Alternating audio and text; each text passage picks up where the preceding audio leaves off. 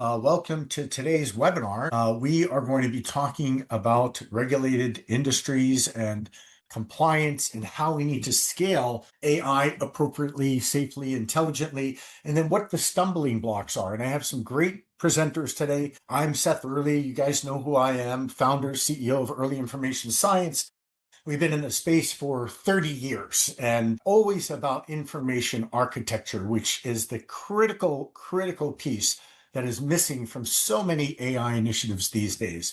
I'm also here with Kapoor. Vik, do you want to go ahead and give a little introduction of yourself? Give a thumbnail of who you are? Yeah, very simply, I've been in the financial services, technology, and financial markets for the last 25 years, both at tier one banks and also on the Silicon Valley side by investing in and growing tech companies. So I've seen how tier one banks are now leveraging AI incorrectly as well as correctly, and what those playbooks look like, as we'll discuss today, from metadata to taxonomy to governance, so that everybody can have their ROI that everyone promised right from day one. Absolutely. Thank you so much. And Fieran, give us a thumbnail of your background and who you are and the tropical beach that you're sitting at today. I love working on the beach. It's the best place to work. I'm a computer scientist. I've been doing software development and security and data transformations for the last 25 years or so, and quite interested in large language models and understanding how challenging it is to use them effectively if you don't have a good place, an effective place to retrieve the data from that you're going to use to fill in your blanks. Terrific. So as you guys know, we are recording today, so you can refer back to this. We'll share the slides. You can pass it on to your folks, your colleagues, your leaders. We do have some polls throughout the session, so we want to get your participation. I think there may be some issue with how those were put together today, so forgive us if there's any glitches there. And then, of course, after the webinar, we're going to have an exit poll. But we'll shoot for 50 minutes, but we have a lot of stuff, and we started a little late, so I'm sorry about that. And our media partners are CMS Wire and Vector, VKTR. Check them out. They have some wonderful materials. So today we're going to look at the state of AI initiatives, what is going on with these projects and these programs, the challenges around regulated industries, the pillars of compliance systems, how retrieval-augmented generation is critical to compliant systems, and that also includes metadata taxonomy, information architecture, componentization, lots of other things that are so important to that. How information architecture is critical, how it addresses the challenges, and looking at things like traceability and compliance and how metadata and taxonomy fit in with that. And we'll talk about some practical steps for getting started. So that's our agenda. Early Information Science, I already mentioned, we've been around for 30 years. We're headquartered in Boston. We have about 20 core people, but we have an extended network of experts, people like Vik and Fieran are in our network. And our claim to fame is making information more usable, findable, and valuable. And I coined a phrase back in 2016 called "There's no AI without IA," which is today's title. We've used it quite a bit, but the idea is that there is no artificial intelligence without information architecture. And you can actually find that publication online. It was originally for IT Professional magazine. It's become an industry catchphrase, but the concepts I talked about then are still the same valid approaches and concepts today. I'm also author of a book called The AI-Powered Enterprise. If you have not seen that, that was written in 2020, but everything is still valid. When I first saw ChatGPT, I was like, oh my God, I had an existential crisis. Is my work no longer relevant? But it's more relevant than ever, as we will discuss. So the state of AI, this is what we're starting to see, is that there's a lot of fatigue in organizations. Companies are failing with these initiatives. You know, this one, it was a reference from Gartner that talks about how 42% of companies are abandoned most of the AI initiatives in 2025, a big increase. We're talking about there's other headlines about why these enterprise AI projects fail. And that's what we're going to talk about today, is how to avoid failure and maintain management of risks and maintain risk exposure and be compliant. And again, here's another one from Gartner, which talks about the fact that all of these projects are going to be abandoned. Now, why is that happening? And then, of course, the blockbuster that came out from MIT yesterday and the day before, saying that 95% of projects are failing. Oh my God, 95%. Can you imagine that? So why is this happening? And the reason why this is happening is because people are not using the right principles and approaches for AI, for information architecture, for data hygiene. Because when you think about it, an AI model will hallucinate if we ask it questions about its knowledge of the world and its understanding. It doesn't understand your world. So, Carolyn, can you put this poll up? There we go. Great. So we want to understand where you are. Where are you in your process? Where are you in your journey? You're doing some stuff in production. Great. Are you doing things externally? None of the above. Let us know in the chat. Still in vision. C's. Great. So productions and POCs. Terrific. And I would like to hear about your success and what is being, how you're being successful. What do those look like? And I have a poll later on, we may not get to it, that talks about retrieval-augmented generation. But the whole critical piece here is that if we ask the LLM for answers, we need to be able to ground those answers in a source of truth, right? Because the LLM doesn't necessarily know about your world, your processes, your information, your customers, your solutions, whatever it is that you're doing. You compete on that knowledge. And the LLM does not have that. So we have to retrieve that. And the greatest value from large language models and generative AI are coming from your own information, not asking the LLM for the answer to the question, asking the LLM to interpret your question, go off and get the answer from a golden source of truth, and then present that back. So it looks like we've slowed things down a little bit. So vision and planning, a couple, if you guys have another moment or two to do this, internal proofs of concept. So it looks like the majority are, there's some vision and planning production, but it looks like a pretty even distribution between production and proof of concept. For internal, very few in production externally, but that's interesting. And then let us know in the chat about the stuff that doesn't follow those. Okay, so let's continue on. So one of the things that we see is, we have a lot of challenges because of the problems that we've always had in data, information, and management, because of disconnected systems, because of data silos, because of inconsistent content, because of governance structures, because of we bolt onto these stringent regulatory requirements. This is nothing new, but it adds complexity to our AI initiatives. This makes it more difficult when we're trying to apply AI because we need to reconcile those data sources. We need to be able to have traceability. We need to be able to understand where the answers are coming from. If we don't have the right results, if we don't have the right data, we're going to have fines. We're going to have compliance issues. We can have data breaches. Those are problems, right? And a lot of times we're training these models on information that we're not quite sure about, right? That we can have hallucinated outputs. We can have, if we don't have highly curated information that is a source of truth, that is trusted. And that gets back to knowledge hygiene. That gets back to information hygiene. So I'll just leave this open to discussion. So we have these regulations, we have these different things. Fieran, Vic, what are your thoughts right now, just to kind of talk about this landscape of these problems and challenges with information that's usually in legacy formats, in silos, disconnected, and then layer on all of these requirements? What are your thoughts? Fieran, would you like to take that first? Sure. So when it comes to the regulations, quite challenging to get that in. It's challenging to know what you can put in and put out if you don't have your data labeled. You need to understand where all of your person identifiable information is when it comes to things like GDPR, CCPA, and the case law around that is very fresh. It's just starting to play out, and there's a couple of cases on the GDPR side and no cases on the CCPA side yet. But it turns out to be quite challenging. And we'll get into more of that.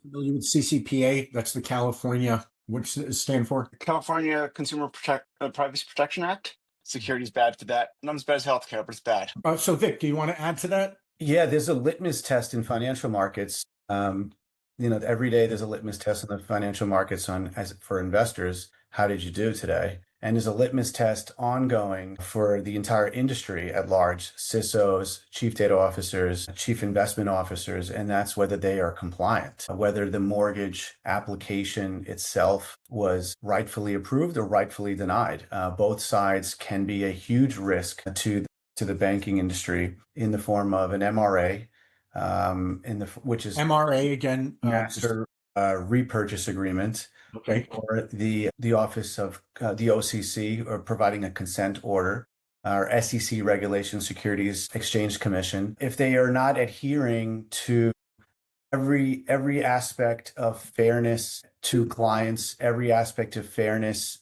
to the financial markets, as well as to internal stakeholders. So the litmus test is extreme and severe, and you can see it down to the field level, as we can discuss in taxonomy. What one bank might call trade ID, another bank might call trade underscore ID, and a third bank might call underscore trade ID.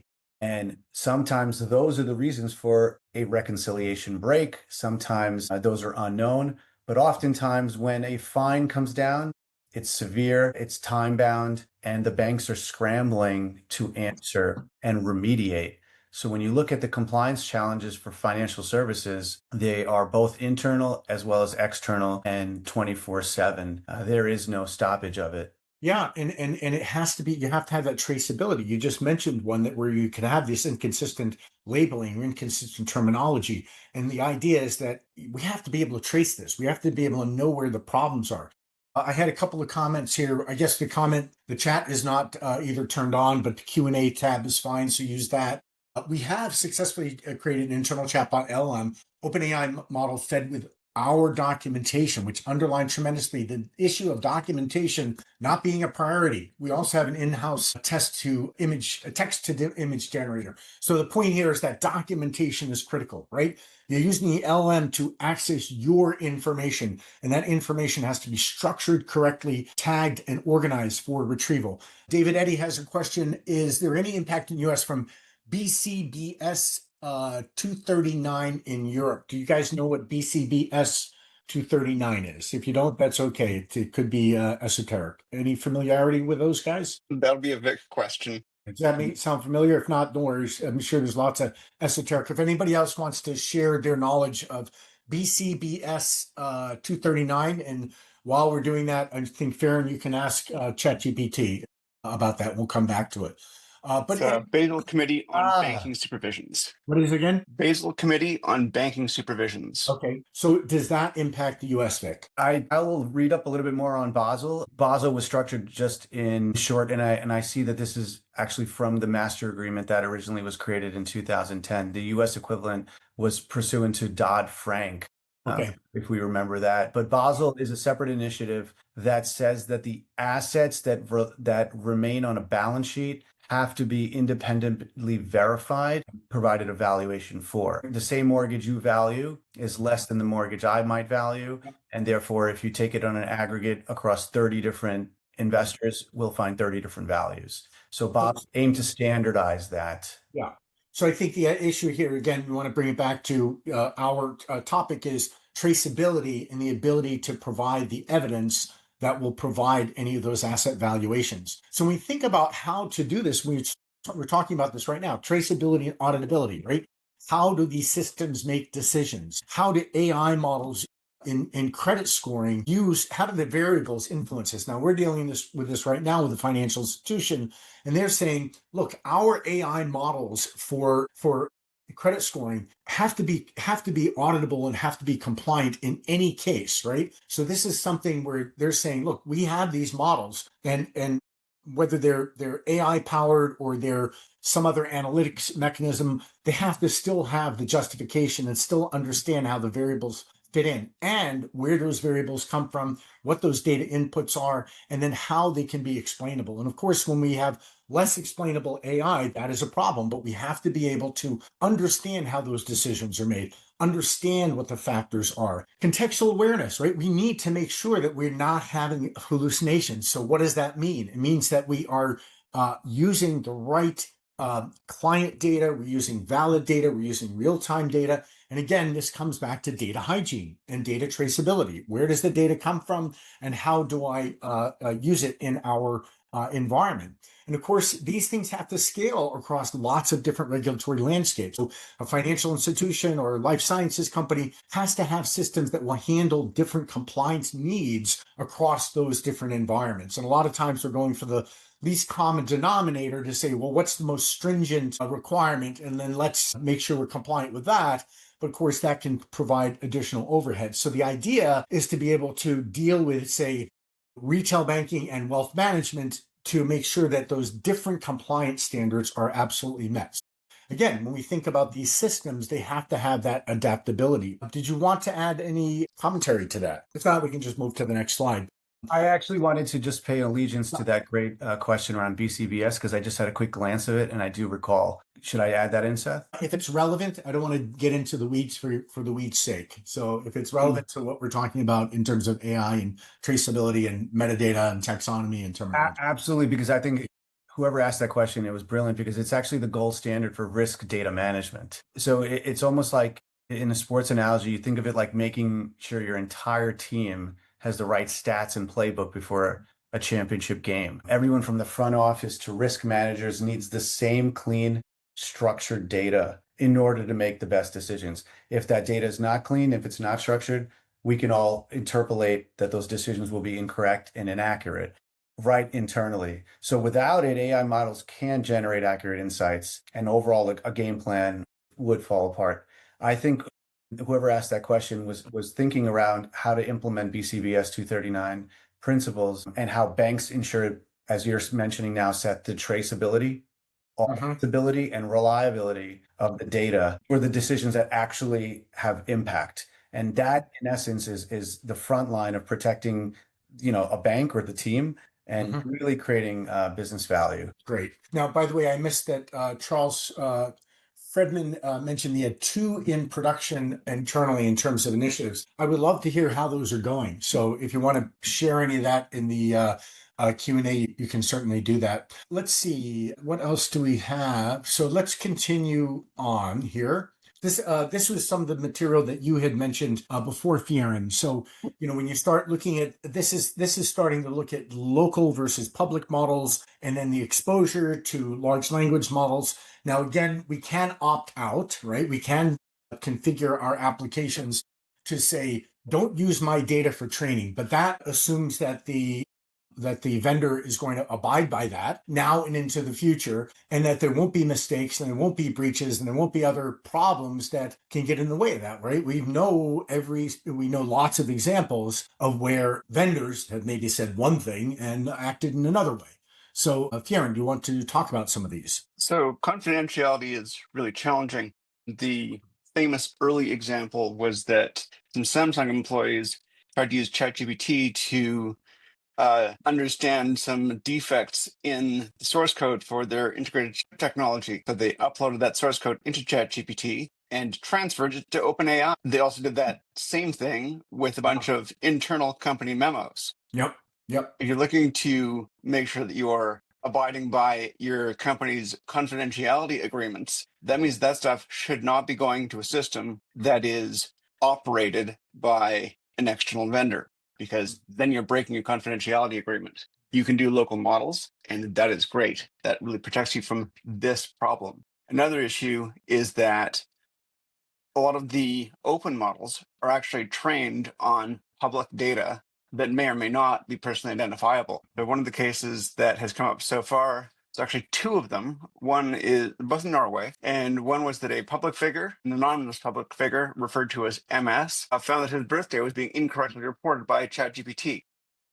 And he has filed a complaint to get it corrected. But OpenAI said, we can't do that. It's impossible. Technically, that's not possible. And he said, well, that's tough because you're not meeting up to your regulatory obligations. GDPR says, I have the right to rectification, fix my data. They said, well, block it, but we can't fix it. Right. And the DPA has not yet ruled on what's going to happen there. Similarly, a guy called Arv Holman, another Norwegian, ChatGPT was describing him as the murderer of his children.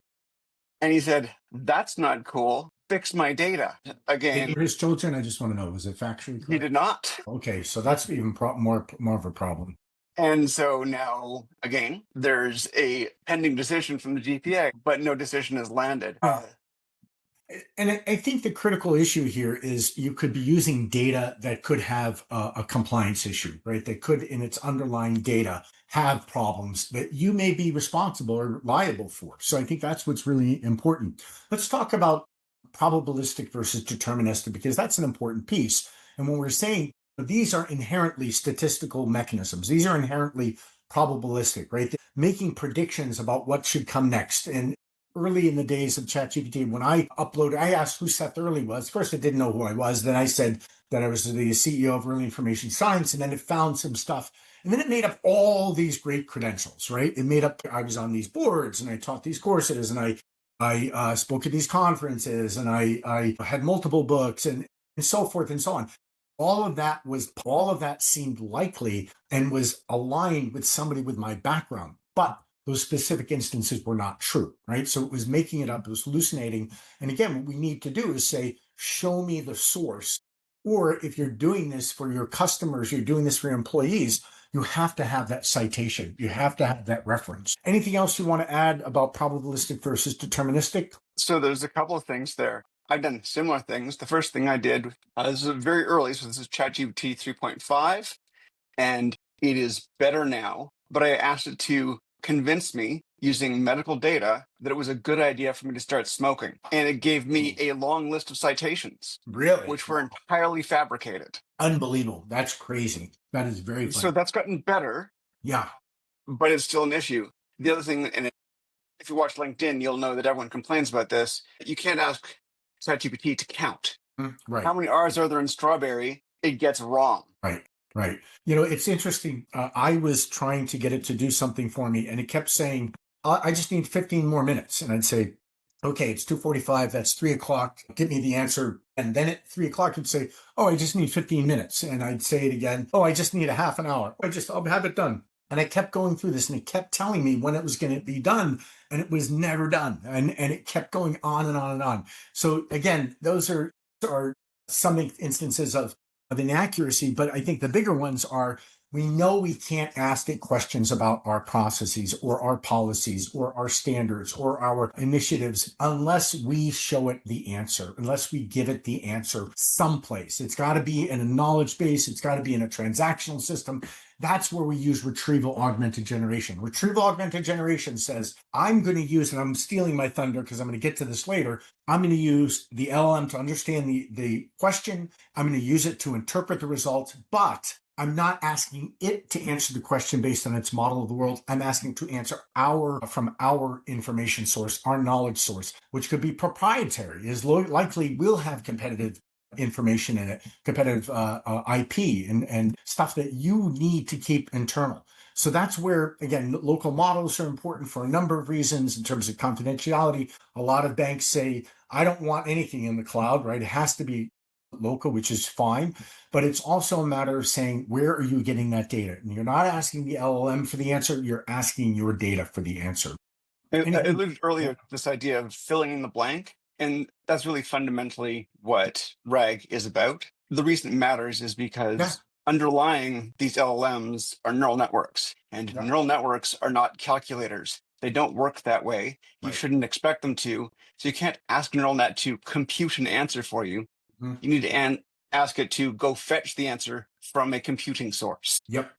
So let's talk about governance. And governance, to me, all of this stuff boils down to governance. How are we making decisions? How are we getting our data? Who's responsible for it? What are we letting our developers do? How are we setting up our infrastructure? Because there's a lot of shadow IT out there. There's a lot of risks that are being incurred because people are not necessarily controlled in what they're doing. But let's talk about governance and why AI fails without governance. So Vic, this is your slide that you had sent off to me. So why don't you speak a little bit to this? Yeah, absolutely. And I could also share a little bit around how banks are solving for deterministic and probabilistic. Yeah. Could I take a minute to just do that? Sure, go right ahead. Yeah. So if you actually look at how hedge funds or multi-manager hedge funds are making decisions, the easiest way to sort of describe it is a deterministic model is like a bonds coupon. Like you hold it, you know exactly what cash flow to expect. In a probabilistic model, it's more like equity investing, where you get a range of potential outcomes with different probabilities based on market conditions, interest rates, a Trump tweet, company performance, or a macro factor like wars, or anything that could be even esoteric, to something that is non-deterministic. So in banking, deterministic models actually handle tasks all the time, like balance sheet calculations, regulatory reporting, or interest accruals. Those are predictable, those are repeatable, and to be frank, they're low risk. You kind of know what you're going to get. In a probabilistic model, which is the most challenging, and the financial institutions that have really learned to leverage those are the ones who are having the highest performance in lending, in net interest margin. You can see that as an ROI. And you can also see it in hedge funds because they are outperforming the market on a consistent basis. Those probabilistic models are critical for credit risk scoring, things like portfolio optimization. And as I've been explaining, really forecasting the market,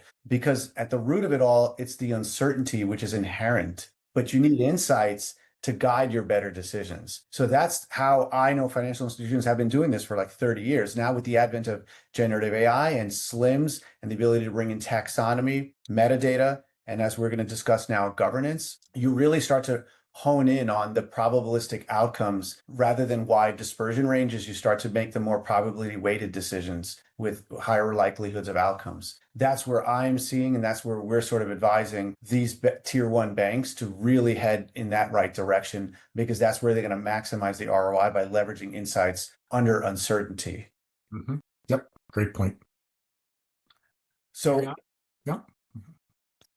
So, everything pursuant to governance, which is critical. AI absolutely will fail if you don't do it right. If I try, my daughter is the best way to sort of understand this slide. And I actually was doing a dry run with them. I was like, imagine a basketball team where the fastest players have no coach or strategy. They just run up and down the court, scoring points here and there. But, the turnovers dominate the game. Mm-hmm. There's no room for a turnover with AI. There's no room for turnover for AI in a financial and services organization where you have to operate at an 11 or 12 sigma. AI without governance is that example. In financial markets and banking data, it's complex, it's extremely high risk. And as the theme of this webinar is that the regulators are paying attention. When a bank puts out a press release and they're excited to promote their AI projects and how they're advancing, the regulators are salivating to say, let's get in there and ask about their governance. What are their rules? Where's the accountability? Where's the oversight? Great. If you have brilliant models, but poor performance, missed ROIs, and you have regulatory risk. So in essence, we really have to understand how you mitigate every turnover. And if you make a mistake, there is traceability to say, let's go look at the game film. If you don't have the ability to go back and go look at it, then the fines will come down, and anyone can Google, they're in the hundreds of millions. AI is right now at the forefront of the way they're approaching it. But internally, you can actually have your KPIs that actually improve both the productivity gain or revenue generation, like loan origination based upon AI decisions, to demonstrate that they're traceable, that the mortgages that your bank has given or have all reasonable understandings. Sorry, I just flipped forward by accident. But you finish your thought. Go ahead. So, the punchline is right here. I mean, without those three lines of defense, which I was going to go over, those three lines of defense is how I've noticed tier one banks are structured. It's different than the work I'm doing in other industries. In the banks, they've really structured it in a very healthy way. As I was giving my daughters an example, it's like a Westinghouse or science experiment, and let's say there's a robotics competition. Those students have to play by the rules of the game, but they define the rules of the game for their robot. That's the first line of defense. Those are really like the business and the functions. They run their own internal decentralized operation. The next level up, the second line of defense, is analogous to teachers. The teachers are making sure all the students are operating within the confines of what the school is expecting, what the competition is expecting, and also playing fair. And then the third line of defense that tier one banks have set up, which is, I think, a superb structure. It's almost like the principal, making sure that the school's brand and franchise is protected, but internally, all the stakeholders are playing by an optimized rule game. They're allowed to bend the rules as much as possible to compete with other banks. Great. So let's talk. I started talking about RAG, Retrieval-Augmented Generation. What is it? Well, it's using the LLM to process the query, to understand the intent, and to present results. But the question becomes, what are you doing in between? Are you asking the LLM to provide and generate those results? In which case, you're going to have the ability, the potential to have hallucinations. You may have problems with exposure of IP. You may not have an audit trail, although some of them are getting better at that. Or we can use it to retrieve information from our systems, right? No exposure to the IP, especially if we're doing it in a local environment or we're opting out of training the model. We're using corporate knowledge. We have auditability, but we're doing the same thing in terms of processing the results. So the difference here is, where are we getting the information? Are we getting it from our internal trusted systems, which we then have to curate and structure and manage, or are we getting it from our external systems? So again, when we are doing this without our context of our knowledge, we're getting a generalized response, right? It doesn't know the business context. It doesn't know enough about your processes or your organization. Sorry, my mouse is very sensitive. But the contextualized response is saying, give me the information from the organization, give me the enterprise information, the content, the knowledge. And this is where we need to align with the organizational taxonomy, with governance, with compliance processes. This is where we're going to get accuracy and we're going to get trust in those. But without the IA, it's very unpredictable. We need to make sure that we're investing in information architecture so we can do this. Now, again, RAG is combining the AI generated outputs with external sources of truth or internal sources of truth. So here's an example of a wealth management firm using RAG to pull real-time market data, right? As well as historical trade records. Another example is cross-referencing a client's transaction history against compliance issues, right? So again, we're retrieving our data, and that data needs to be in good shape. Now, of course, the challenge is, of course, we talked about before, is siloed data across with incompatible formats, poor quality data without metadata, right? Poor quality content without metadata. That's going to give you bad retrieval, because it's still retrieval, and retrieval is search at one level or another. And then we're going to have problems with compliance if our answers are not correct. And this is also going to limit the deployment across the enterprise due to knowledge debt. What is knowledge debt? Knowledge debt is the inability to capture tacit knowledge in the organization or to access the explicit knowledge. So we have knowledge from content that's not well curated, that's not defined, that's not up to date, that is dispersed, is fragmented, is untagged, uncategorized. That is knowledge debt, because we have to fix that knowledge debt before we're able to use a RAG. We call it information architecture directed RAG. I should have RAG in capitals there, but that's okay. Whoops. So it's reference model. We're using a reference model of common terminology and common organizing principles to allow for that integration. We're using LLMs to process content, but this is the trick. We can do this by using the right context and the right prompts, which includes things like definitions of what a good taxonomy is, definitions of content models, examples of good taxonomies, examples of use cases, definitions of use cases. All of that can be used with an LLM to help for the LLM to help you with tagging and content processing. And so we can also include the knowledge provenance, the rights, the usage, the ownership across the enterprise by encoding it in metadata, by building our information architecture to include those elements so that we understand what the usage is, what the downstream systems are, who has rights to it, etc. And then we also need to componentize that content. We need to tag it. We need to build question answering systems. The componentization and the tagging of content is absolutely critical. And that is a fundamental piece of this. It's create once, publish everywhere. So you have it across channels, you have it across devices, you have it across the enterprise, and you have consistency of that information. Now, how do you do it? Well, we have tools that do this, right? There's a technology, we call it's an accelerator. It's called VIA, Virtual Information Architects. I'm not going to sell it here, but I'm just going to tell you that this is an approach of using LLMs to do the analysis, to do the content models, to build the organizing systems, to develop the entities, and all of those pieces, which are so important to doing this correctly. And so with this, you can accelerate this by a factor of 10. And this is basically using large language models with the right context, the right methodologies. You're prompting it with methodologies, with examples, with templates, with definitions, and then you're asking it specific questions to build this. Now, it still requires human intervention, right? But you have the ability to process content across different multimodal content processing, being able to do it across different sessions, being able to revise core content, right? This is the creation of that.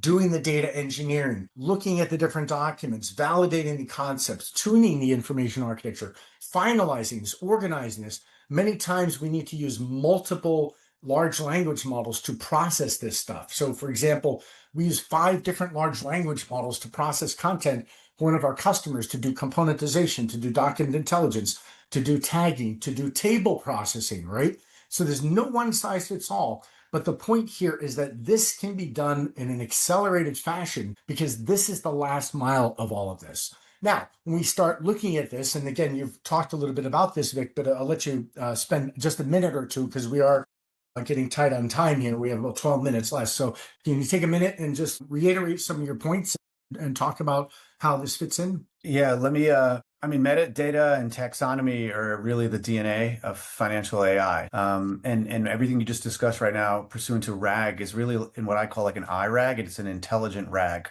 When you couple that with compliance, imagine back to a sports team that had no playbook. That's what raw AI data is. So in taxonomy, what we see in financial markets, analogous to the data fields I was mentioning, that can yield tens of millions of dollars of trade breaks, of lending losses, of mistakes, if the languages are different, if the taxonomy is not on the same, is not all structured and all the same. And again, it has to be traceable. So I think taxonomy is baseline for standardizing it across markets, products, banking functions. Metadata is really the DNA of the financial AI because it tells us where the data comes from or where it could have come from, how it behaves, and how reliable it is. For anybody in compliance or chief data officer, anybody in security that has to bless this, with an IRAG, you kind of get both. Not kind of, you definitely get both because you get structured, traceable data. So your AI decisions are precise as like a free throw in the final seconds because you only have one shot to get it right.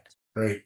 So when we think about this across these areas, this kind of talks a little bit about embedding rules into AI, building the taxonomy, deriving the metadata, making decisions, and having that audit trail. I'm just going to skip through this for now because we only have a couple of minutes left, and I do want to have another poll. How would you characterize your organization's understanding of RAG? Here we go. So not understood. How does your organization understand it?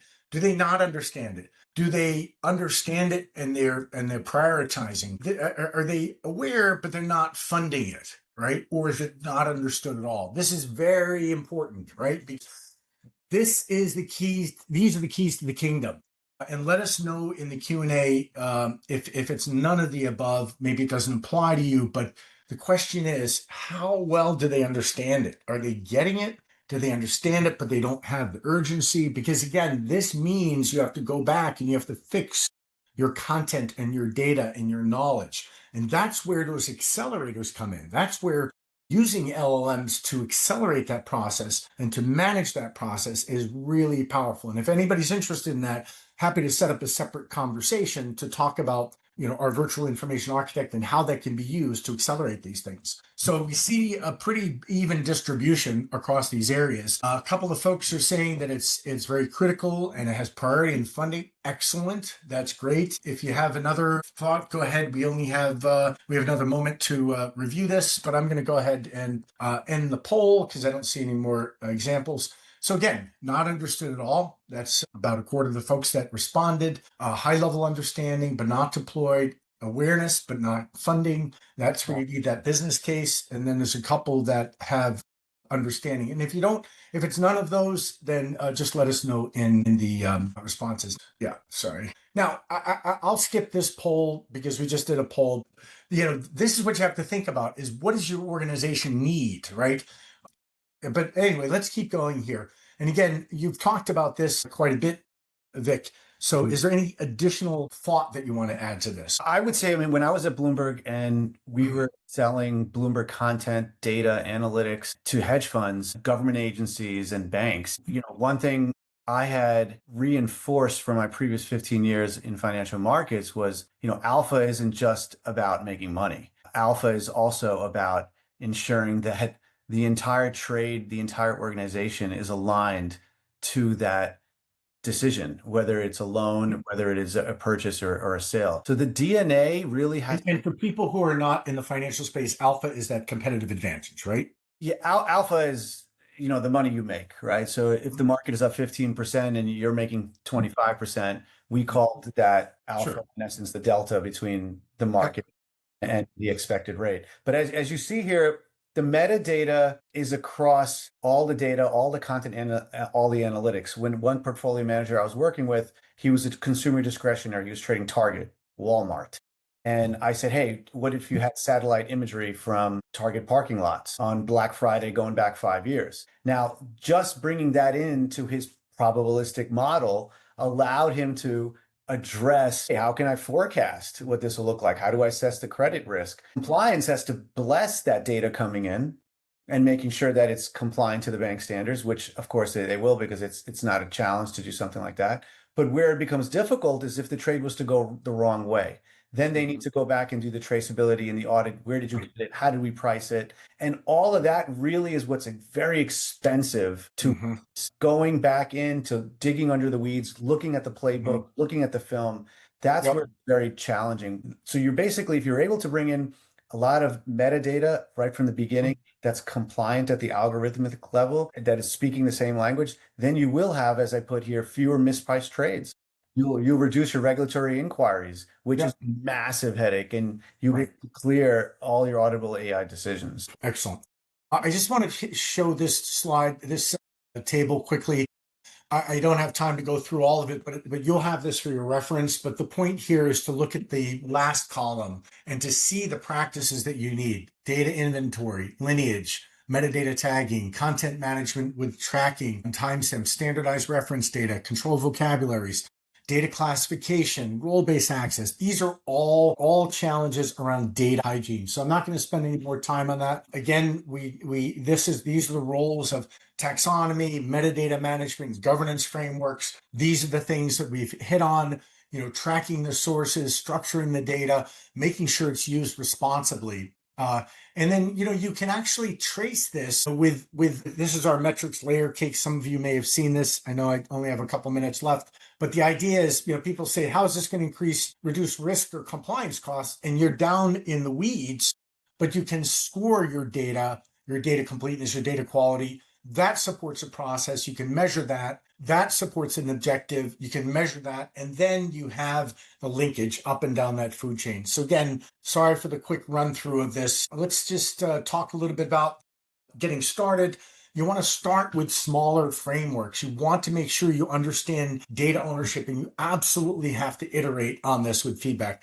I'm going to skip this because we don't have time. But the last thing I want to leave you with is really this idea of infrastructure governance, right? Because you need to control AI development. You can't have experiments without guardrails. You have to be able to manage components of cloud deployment. And this is another piece that we have. It's the cloud architecture generator. This is part of that tool I told you about. Not going to sell it here, just making you aware, but you can choose the different environments in which you're working. You can control what people have access to, and you can stand up your infrastructure. This not only saves time because it's generating it with best practices, but it also allows you to have guardrails to limit what your developers can do. This is a huge problem with AI initiatives, AI orchestration, AI and ML ops. So something you're interested in, we can talk about that.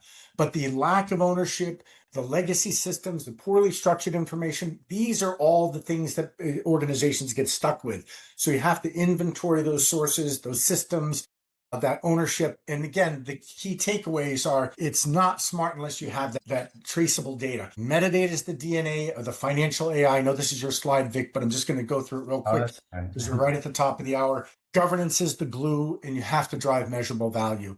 So in getting it right, it helps lots of things. It's all the motherhood and apple pie, improved AI performance, better decision-making, reduced risks. And then there's a bunch of use cases here. Again, we don't have time to go through these, but you can look at this or we can set up another call if you want to talk about this. But these are great use cases and you can implement these with not a lot of cost when you use some of the accelerators that we talked about. So we can certainly talk about these things and have a deeper conversation.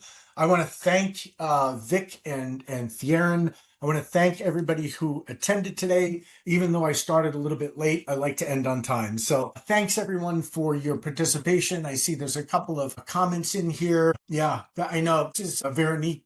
V is fine. Thank you, V. Thank you for helping me with that. She's saying that with the cuts in the industry, with her industry, documentation, data hygiene, and compliance are at the lowest priority. So the question is, how do you do this? How do you do this when it's low in priority? You have to be able to show the value and you have to be able to do it efficiently and cost effectively. With that, I'm going to end the webinar. Again, apologies we didn't have more time for discussion, but you'll get the slides, you'll get the presentation, and we're happy to have a conversation. Thanks, everyone.